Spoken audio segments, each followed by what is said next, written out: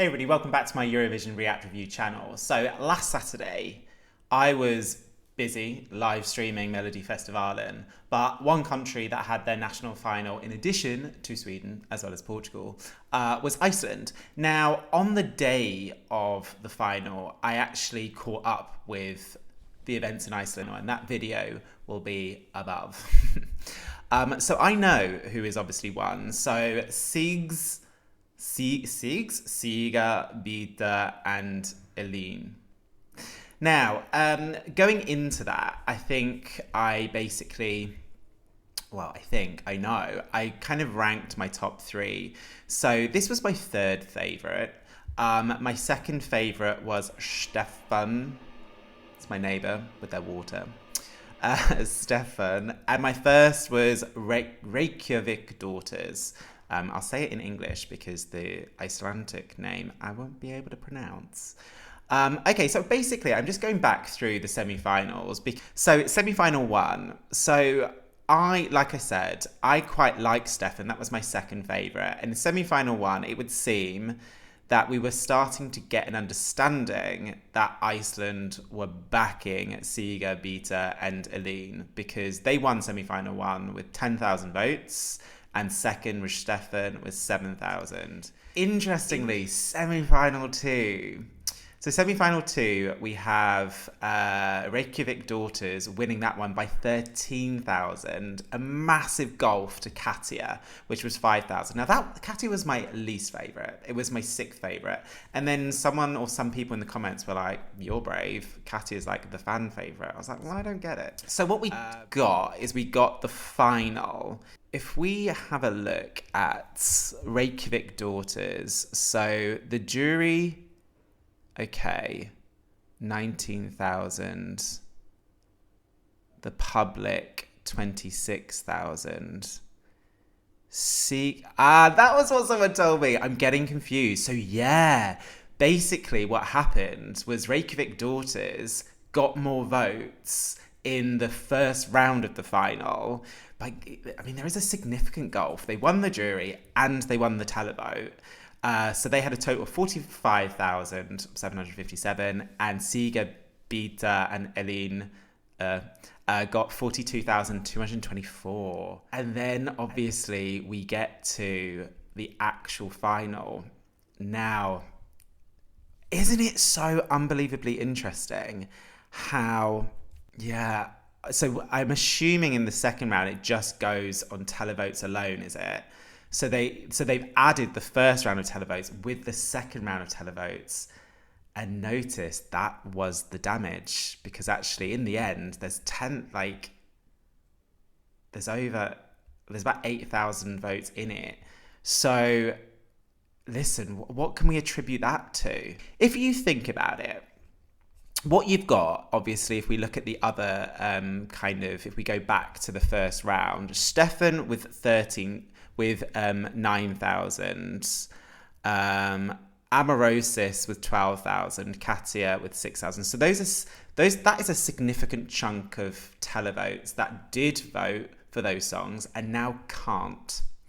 So what you then have, if you get into this scenario of having a second go at it, is two things can happen.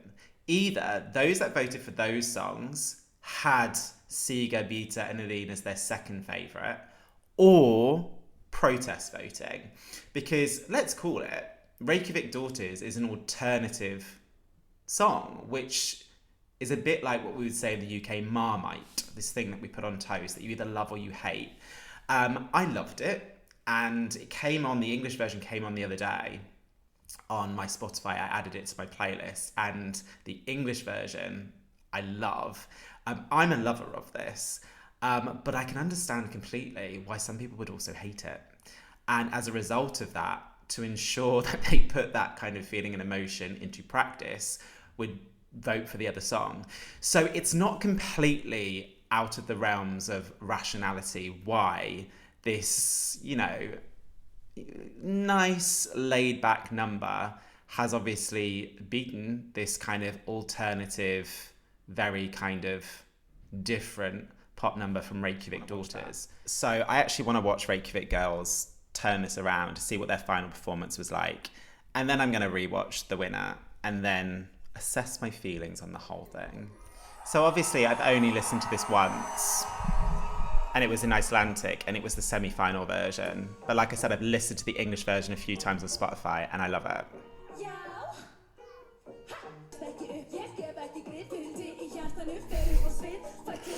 Now I'm rewatching this after listening to the audio version.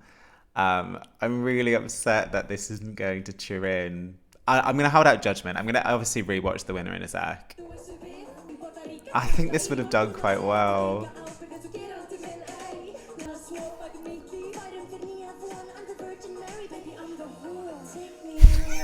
Someone did confirm that is exactly what they say. What my head thinks they said, that is what they said. Oh, it's just really fun. That's the good thing about being a Eurovision fan. Like, some of these outfits. That's the good thing about being a Eurovision fan, is we have this moment where our favourites don't get through, but we will continue our relationship with these songs in our own time. And I will continue my relationship. I'm currently on TikTok doing each day my top 58 songs, and this is up there in my top 58. I'm really gutted this isn't going.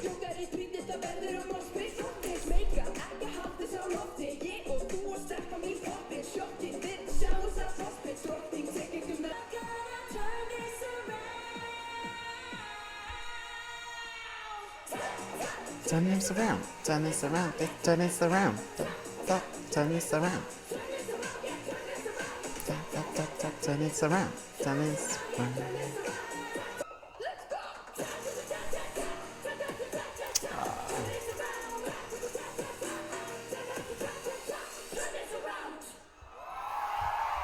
Oh, it was really good. Okay, so, I mean, yeah. There will be no surprise based on my previous video how I feel about this.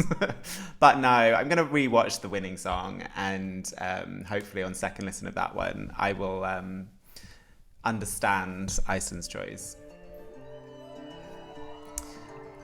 So, as I said in my original video when I listened to this song, like the first 20-25 seconds I was gripped because my ears naturally attune themselves to any music that sounds country western. Growing up in a household playing exclusively country western music, a bit of like other things as well, like ABBA from my mum, but I love this sound. I think because again I've only listened to this song once on the day of the final last Saturday, I just felt it kind of ran out of steam a little bit, but shake the initial reaction off. This is Iceland's song.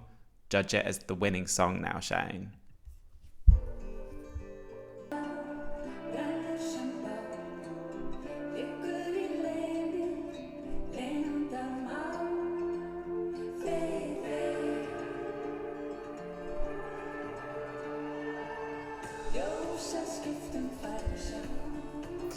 Okay, yeah, so 40 seconds in, they've done exactly kind of what, from memory, they did that I loved, that kind of hooking me in with that kind of country western vibe, that country western feel. The singing in unison is lovely. Icelandic sung is lovely. The beat now kicks in. I can't remember roughly when I started to think, oh, because it was my favourite, and then when I got to the end of the 3 minutes I wasn't so sure. So this is the official music video, so I don't know whether that means as a result of that they will keep this in Icelandic. I hope so. I hope so. It does sound quite beautiful sung.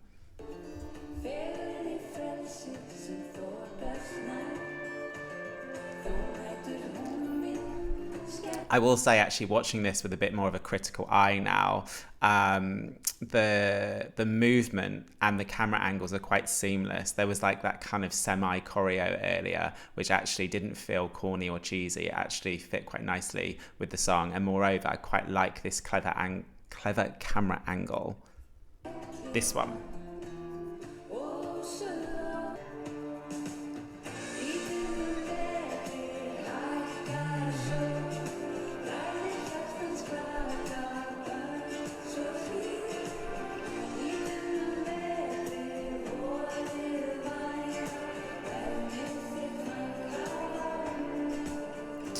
Yeah, I think on initial memory for the first listen, I really was digging the intro, the verse. I was really digging the kick in with the beat and almost the bridge into. Obviously, this is the chorus. I think it's the chorus that I had a slight issue with. It doesn't seem to kind of punch as much as like the previous 60 seconds of the song.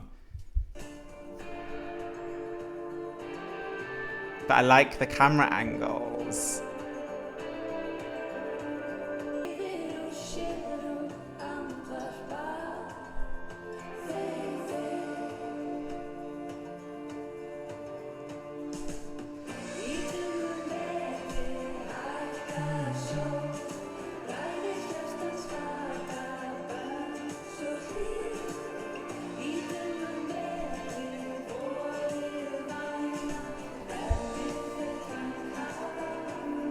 They're singing in unison. I didn't pick that up last time, as in like how nice it sounds with those three voices. They blend well together. I still feel that the chorus lacks a punch, but the general feeling of the song is nice. This is a nice bit. Don't remember this kind of like final bridge.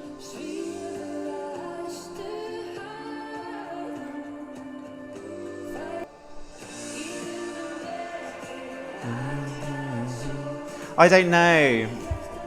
This is the third time I'm hearing this chorus in the song, right? But I don't know whether at this point, whether you might have lost some people, whether some people might obviously then kind of tune out. I don't know. It's probably not the best that your chorus kind of starts kind of getting a little semi-infectious by the third listen.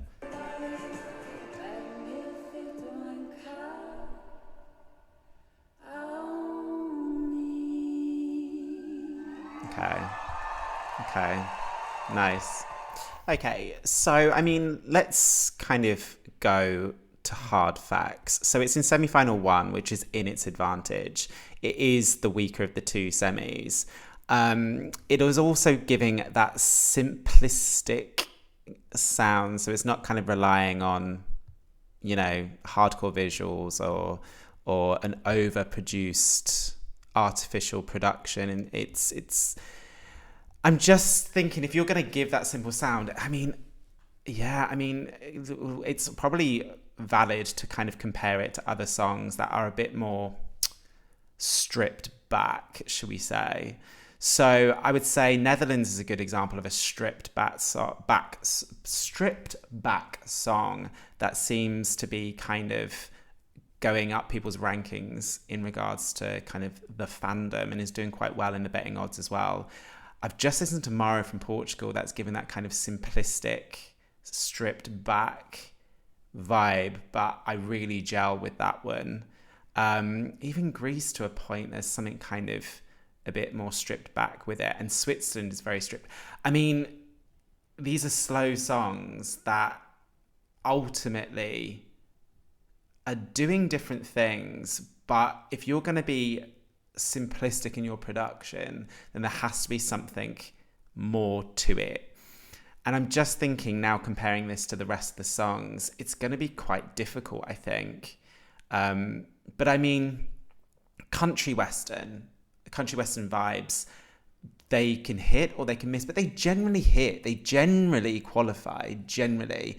They just don't necessarily pack a punch when it comes to the final. But obviously we know that that's not necessarily the case with Common Linnet's Calm After the Storm in 2014 that did extremely well.